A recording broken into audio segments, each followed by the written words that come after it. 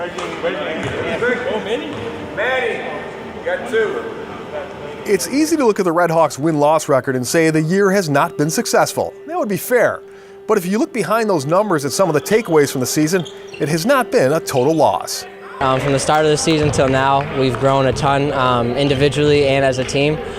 You can just see it in the way that we play, the caliber of the teams that we're playing, and how the game's going. Even though we may not win all of them, you can just see that we're battling, we're fighting every game, and we're just growing as the year goes on. So there's definitely a lot we can take away from this year. We're working on certain things, and at the same time, the boys come to work every day. They keep playing hard. They're playing for each other. So there's a lot of positives. We're still young, so we're taking this as a learning process, and hopefully as we keep going, we'll continue to have positive results. Those results in games decided by 8 points or less have been decidedly negative. The Hawks have dropped 8 of those contests, which might be expected on a team with only 2 seniors.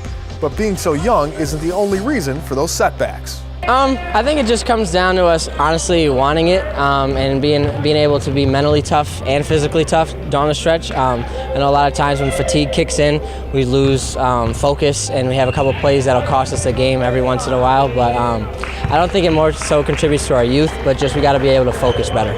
If you look at the box scores, we're in every game, so it's just a matter of learning how to finish the game. So I feel like maybe 4 to 5 possessions is what we need to capitalize on in the second half, and then we'll end up winning most of those games. Another reason they haven't been able to pull out some of the close games, free throw shooting. Out of 305 college basketball programs in the country, Wesleyan ranks number 300 from the foul line. A lot of it is mental, and it's contagious as well. So if somebody misses a couple, we deflate as a team, and that's mentally we have to be stronger. Me, myself, I'm only shooting about like 70%, and I want to be higher than that, so I got to hold myself to a higher standard as well. Sometimes when you go through the hard times, it makes the good times that much more enjoyable.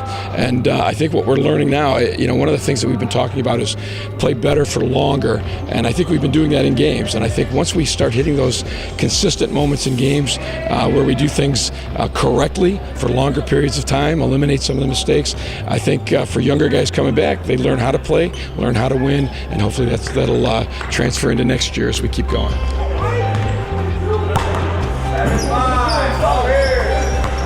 Lewis has been one of the bright spots for the season. He played high school ball just down the street at Churchville Chi-Li, but never planned on staying so close to home.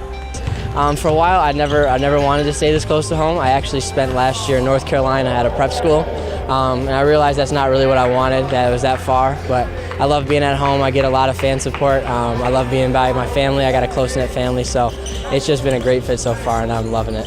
He's such a smart player.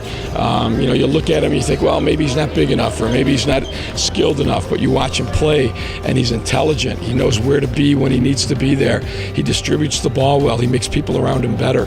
And he's been stepping up, making big shots for us at times. We've been very pleased. He's been 2-time player of the week in the East Coast Conference, so we've been very happy with him. Lewis also has someone to turn to for advice and guidance. His older brother Anthony is a junior playing for RIT.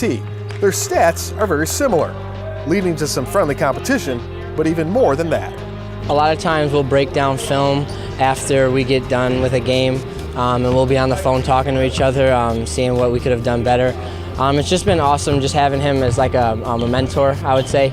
He tells me, this is what you got to watch out for in the college life, on the basketball court, just in life. And it's just been awesome having a best friend like that's been able to help me along the way. Isaiah, TJR, Malik, Jaleel, everybody else white.